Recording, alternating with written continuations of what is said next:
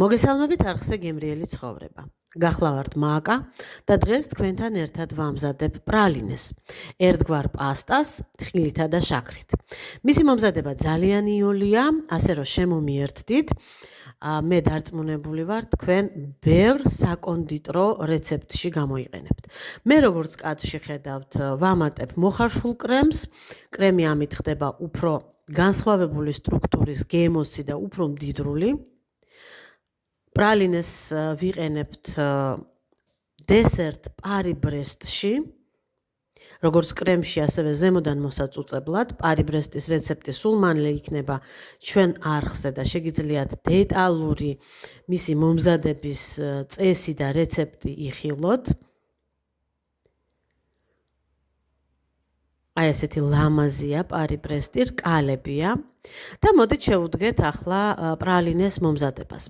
თანაბარი რაოდენობით შაქარი და თხილი დაგვჭირდება. ჩემ შემთხვევაში დღეს ეს არის 100 გრამი შაქარი, რომელიც სქელძირიან ქვაბში ჩავყარე და ძალიან დაბალ ცეცხლზე ნელ-ნელა ვადნობ.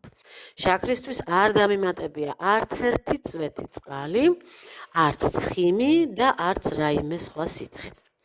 აი ამ დაბალ ცეცხლზე ნელ-ნელა მივიყვანე გადნობამდე, სილიკონის ნიჩბით შევამოწმე და როდესაც მთლიანად ყველა შაქრის ნამცეცი გადნა, დავამატე 100 გრამი, ისევე როგორც შაქარი იყო, მოხალული და კარგად ქეფჩოსგან გასუფთავებული, გატიტულებული თხილი.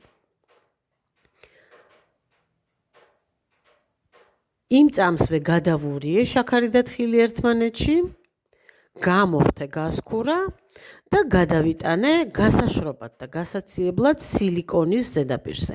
თუ არა გაქვთ სილიკონი, ზედ წასმული საცხობი ფურცელი გამოიყენეთ. როდესაც კარგად გაცივდა და გაშრა, პატარა ნატეხებად გავტეხე და მივაბრძანე დასაბლენდერებლად დიდ ბლენდერში. ხელის ბლენდერი აქ არ გამოგვადგება. უნდა დავაბლენდეროთ კარგად.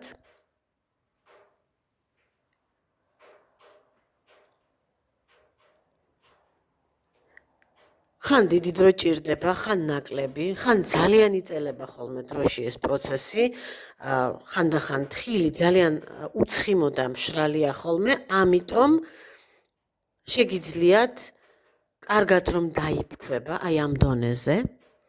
სულ ცოტა. აი მაგალითად ამ დოზაზე 100 გრამ შაქარს პლუს 100 გრამი თხილი დაამატოთ 1 დესერტის კოვზი რაფინირებული ზეთის სუნისა და გემოს გარეშე და მივიღებთ აი ამგვარ გემრიელ ბევრ რამეში გამოყენებად თხილის პასტა პრალინეს, რომელიც დახურულ კონტეინერში მაცივარში ინახება 2-3 კვირა, ხოლო საყინულეში 3-4 თვე. მოამზადეთ, მე დარწმუნებული ვარ თქვენ მას ბევრ რამეში გამოიყენებთ და აუცილებლად მოგეწონებათ.